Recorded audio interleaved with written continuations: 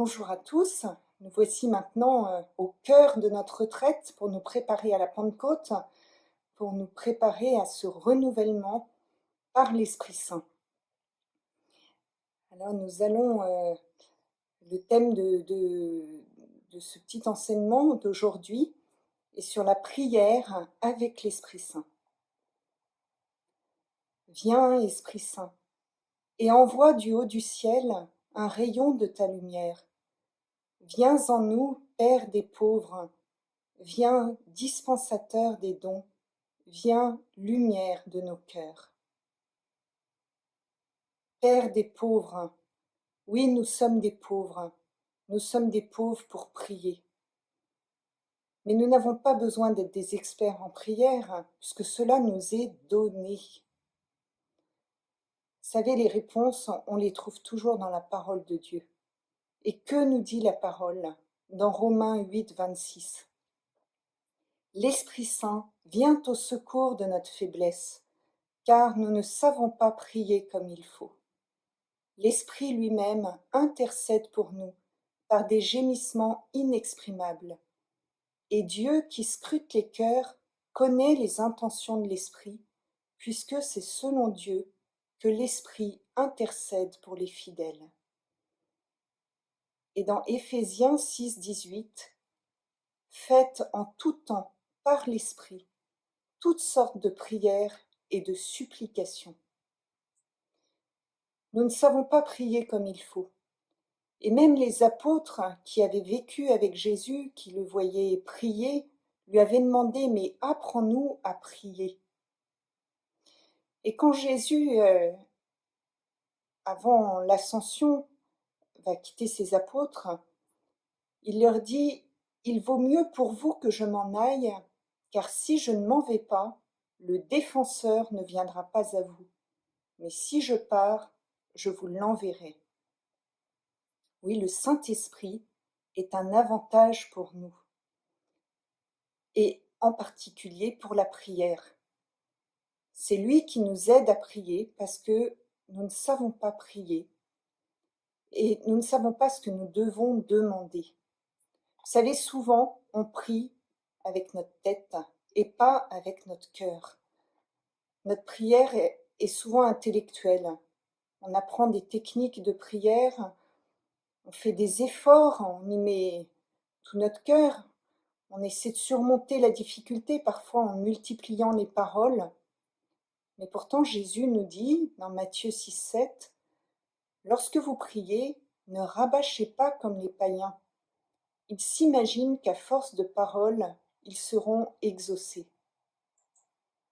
On peut aussi se focaliser sur la durée de notre prière, mais le succès de notre prière ne dépend pas de la durée de notre connexion avec Dieu. Ou alors se concentrer sur la qualité de notre prière. Je voudrais juste vous partager une petite expérience de couple. On a toujours prié ensemble avec mon époux, Damien, et à un moment, on s'est dit que notre prière devenait un peu une habitude, une routine. Alors on avait envie de la renouveler, mais on n'y arrivait pas.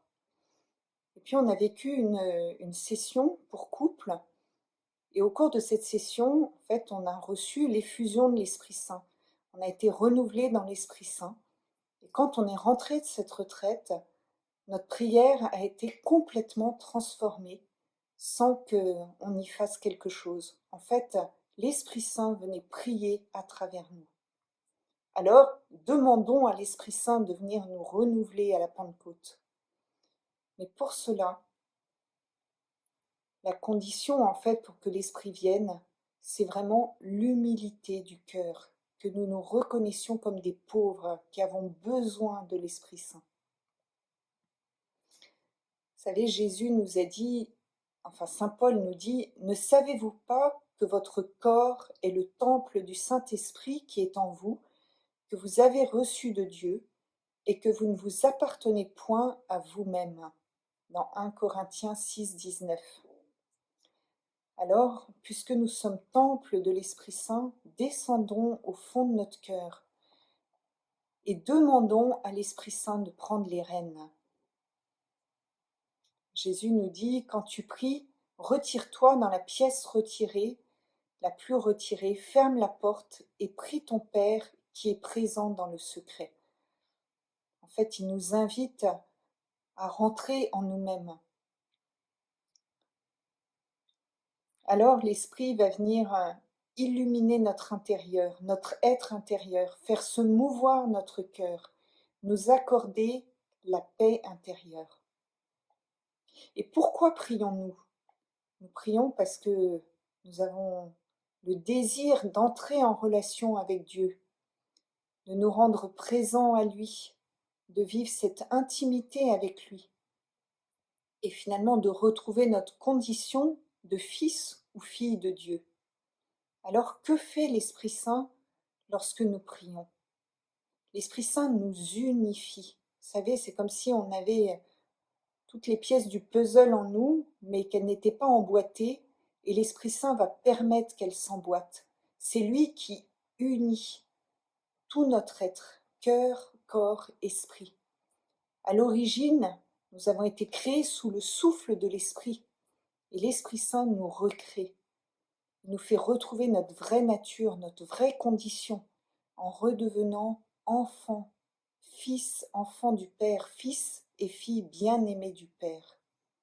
Dans Galates 4,6, Dieu a envoyé dans nos cœurs l'esprit de son Fils qui crie « Abba, Père ». Et c'est alors que nous pouvons nous reconnaître comme une merveille. Je peux reconnaître la merveille que je suis. Je saurai que je suis gravé dans la paume de Dieu. Isaïe 49,16. L'Esprit Saint nous unifie personnellement, mais il unit aussi notre couple, si nous prions en couple. Et si nous prions en communauté dans l'Esprit Saint va unir notre communauté. En fait, il nous unit à Dieu par Jésus. Il nous introduit dans la communion trinitaire. Parce que la finalité de notre vie spirituelle, c'est cette union à notre Créateur.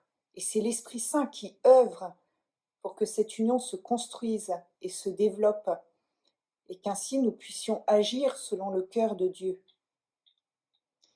Parmi les dons de l'Esprit Saint, il y a le don d'intelligence. Et l'Esprit Saint va ouvrir notre intelligence à la parole pour comprendre les Écritures.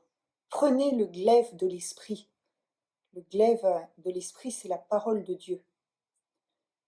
Afin que, il ne faut pas uniquement entendre la parole, mais nous laisser transpercer par la parole, parce que la parole est efficace. Croyons-nous que cette parole est agissante, qu'elle est puissante. Et pour cela, il ne faut pas qu'elle reste extérieure à nous, mais qu'elle soit digérée en nous. L'Esprit Saint aussi nous conseille. En fait, il va nous suggérer de prier à telle ou telle intention pour telle ou telle personne. Parfois, nous ne comprenons pas tout de suite. Nous comprendrons un peu plus tard, ou même peut-être que nous comprendrons certaines prières que nous avons faites au ciel. Mais lorsque nous recevons ces inspirations, eh bien, allons jusqu'au bout. C'est en fait l'obéissance, la soumission à l'Esprit Saint. Mais comme le vent souffle où il veut, on est parfois surpris par ses demandes. Il peut parfois nous réveiller la nuit ou nous interpeller pendant la journée pour prier pour quelqu'un, ou nous conseiller, nous donner un conseil, nous faire une suggestion. Et saint Paul nous dit dans 1 Thessaloniciens 5,19, « N'éteignez pas l'esprit ». Je vais juste vous partager un petit témoignage. Une fois, nous avions emmené avec mon mari Damien et les enfants une personne de la rue se promener avec nous, et elle était très alcoolique. Et quand on est arrivé après 1 heure de voiture, elle a fait vraiment une crise de manque d'alcool. On était très ennuyés parce qu'elle devenait agressive, elle voulait absolument boire. C'était un dimanche, on était dans un coin complètement paumé et on ne savait plus quoi faire. Et en fait, je priais et l'Esprit Saint m'a suggéré en fait de laisser Damien partir avec les enfants marcher devant et de prier avec Gwendoline. Et donc c'est ce que j'ai fait, et j'ai prié un autre Père avec elle, en demandant vraiment avec foi, délivre-nous du mal. Et elle a été complètement délivrée de son besoin d'alcool à ce moment-là. Et nous avons passé une magnifique journée avec elle. Elle a été complètement délivrée de ce besoin.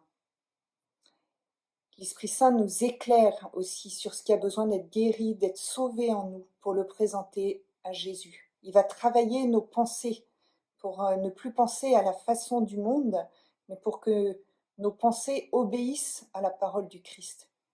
Et puis aussi, il met le feu à notre cœur pour annoncer la bonne nouvelle. Alors, si nous prions l'Esprit Saint tout au long de la journée, s'il devient un ami, que nous le prions dans toutes nos activités, dans tout ce que nous faisons, en fait, notre vie va devenir prière. Et plus nous apprenons à l'écouter, plus nous pouvons collaborer avec lui chaque jour. Je voudrais terminer par un petit texte de Saint Jean-Marie Vianney. Sans le Saint-Esprit, nous sommes comme une pierre du chemin. Prenez dans une main une éponge imbibée d'eau et dans l'autre un petit caillou. Pressez-les également. Ne sortira rien du caillou, et de l'éponge vous ferez sortir l'eau en abondance. L'éponge, c'est l'âme remplie du Saint-Esprit, et le caillou, c'est le cœur froid et dur, où le Saint-Esprit n'habite pas. C'est le Saint-Esprit qui forme les pensées dans le cœur des justes, et qui engendre les paroles dans leur bouche. Ceux qui ont le Saint-Esprit ne produisent rien de mauvais. Tous les fruits du Saint-Esprit sont bons. Quand on a le Saint-Esprit, le cœur se dilate, se baigne dans l'amour divin. Il faudrait dire chaque matin, mon Dieu, envoyez-moi votre esprit qui me fasse connaître ce que je suis et ce que vous êtes. Alors, reconnaissons-nous comme des pauvres qui avons besoin du Saint-Esprit pour prier. Renonçons à la tentation d'essayer de prier avec nos propres forces et obéissons à ce que l'Esprit Saint nous inspire. Nous avons besoin d'être dépendants du Saint-Esprit, car en fait, il veut nous aider à marcher dans la volonté de Dieu. En cette Pentecôte, nous invitons à demandons à être remplis du Saint-Esprit. Pas seulement un petit peu, remplis. Quand ils eurent prié, le lieu où ils étaient assemblés trembla. Ils furent tous remplis du Saint-Esprit, et ils annonçaient la parole de Dieu avec assurance. Alors pendant cette journée, nous vous proposons 3 pistes de méditation. Déjà, de méditer sur cette parole de Romains 8, 26, sur l'Esprit Saint qui vient au secours de notre faiblesse parce que nous ne savons pas prier comme il faut. Et puis 1 Corinthiens 6, 19, ne savez-vous pas que le corps est le temple du Saint-Esprit qui est en vous, que vous avez reçu des dieux, et que vous ne vous appartenez point à vous-même. Et puis nous vous proposons 3 questions pour guider votre méditation. Est-ce que je commence ma prière en reconnaissant ma pauvreté? Ai-je conscience que je suis une merveille aux yeux de Dieu, que je suis gravée dans la paume de sa main? Est-ce que je demande à l'Esprit Saint de me faire retrouver ma vraie nature de fils et fille de Dieu? Et enfin, est-ce que j'accepte de me laisser remplir, pas qu'à moitié, par l'Esprit Saint, et de lui laisser les rênes? Et comme résolution pratique pour vivre la parole aujourd'hui, nous proposons, lors d'une de vos rencontres du jour, ou par téléphone si vous ne pouvez pas bouger de chez vous, de prier l'Esprit Saint qui est en l'autre, et de demander à l'Esprit Saint de vous guider dans cette rencontre. Bonne journée, bonne semaine de préparation et belle Pentecôte. Seigneur, entends la vérité de notre oui.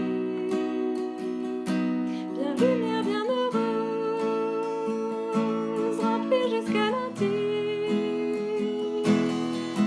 Le cœur de tes fidèles, nos cœurs sont pervertis, sans ta puissance.